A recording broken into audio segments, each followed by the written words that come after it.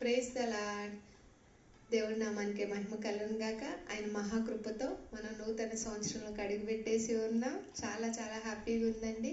ఈ కృపా సన్నిధి ద్వారా మరొక్కసారి హ్యాపీ న్యూ ఇయర్ అండి. మీ అందరికీ కూడా దేవుడు ఎంత కృపతో ఆయన నూతన దయ కిరీటం ధరింపు చేసి ఎంతో సంతోషభరితంగా మనల్ని అడుగుపెట్టించి ఉందే కాక మరొక వాగ్దానంతో మనల్ని మరింతగా సంతోషించమంటున్నాడు, ఆనందించుకుంటున్నాడు.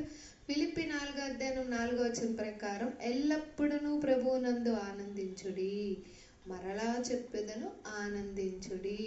అదేంటి మరలా చెప్పడం ఏంటనే కదా. అవునండి, దేవుడు మనల్ని నూతన సంవత్సరంలోకి ఎంత సంతోషభరితంగా ప్రవేశపెట్టి ఉందే కాక ఆనందించడము, మరలా చెప్పుదని ఆనందించడం అంటే కొన్ని విషయాల్లో మనకు జరగాల్సిన కార్యాలు జరగనప్పుడు, పొందుకోవాల్సిన విషయాలు పొందుకోనప్పుడు, ఎక్కడికన్నా కొన్ని విషయాలుగా వెళ్ళాల్సిన మార్గాల్లో అంటే ప్రదేశాలకు వెళ్ళలేనప్పుడు కూడా మనం ఎంతో అయ్యో జరగలేదే, ఎందుకు ఇది జరగలేదు, ఎందుకు ఆలస్యం అవుతుందని నిరుత్సాహం వస్తుంది. ఆ నిరుత్సాహంలోనే మనం అంత ఆనందాన్ని కోల్పోతాం. కానీ దేవుడు ఏం చెప్తున్నాడంటే మరలా చెప్తున్న ఆనందించడంటే ఈ నూతన సంవత్సరం 2025 సంవత్సరం మొదటి దినం నుంచి ఆఖరి డిసెంబర్ 31 2025 సంవత్సరం వరకు పూర్తిగా సంతోషాన్ని ఇస్తానంటున్నాడు.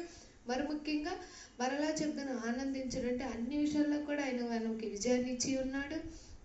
ఎక్కడ ఎటువంటి విషయాల్లో దేవుడి విజయాలు పొందుకోవాలని ఎదురు చూస్తున్నామో, ఎక్కడ బలమైన కార్యాలు దేవుడు మన పట్ల జరిగించాలో ఆశపడుతున్నామో అన్ని దేవుడు ఎరిగి ఉన్నాడు. కాబట్టి ఫిలిప్పి 4:4 ప్రకారం మరలా చెప్తున్న ఆనందించడని నూతన సంవత్సరం మొదలుకొని ఆఖరి డిసెంబర్ 31 కూడా ప్రతి ఒక్కరి కుటుంబాల్లో కూడా బలమైన కార్యాలు జరిగిస్తున్నాడు. రూఢిగా నమ్మండి. ప్రతి ఒక్కరి కుటుంబంలో అద్భుత కార్యాలు, ఆశ్చర్యకాలు జరిగించేవాడు మన నమ్మదగిన దేవుడు ప్రభువైన యేసుక్రీస్తు వారేనండి.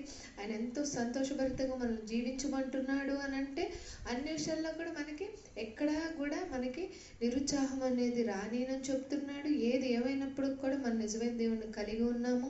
ప్రతి ఒక్కరి కుటుంబాల్లో కూడా ప్రతి ఒక్కరి పట్ల కూడా దేవుడు సంపూర్ణంగా ఎల్లప్పుడూ ఆనందించుడి, మరలా చెప్తున్న ఆనందించిన వాగ్దానం సంపూర్ణంగా నెరవేర్చబడును గాక.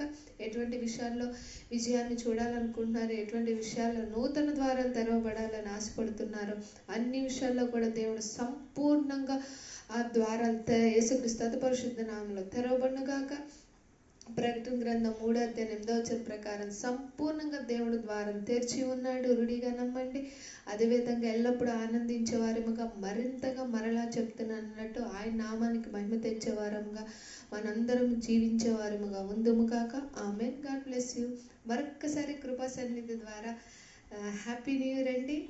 చాలా హ్యాపీగా ఉందాము. ఆయనే చెప్తున్నాడు మనల్ని హ్యాపీగా ఉండమని.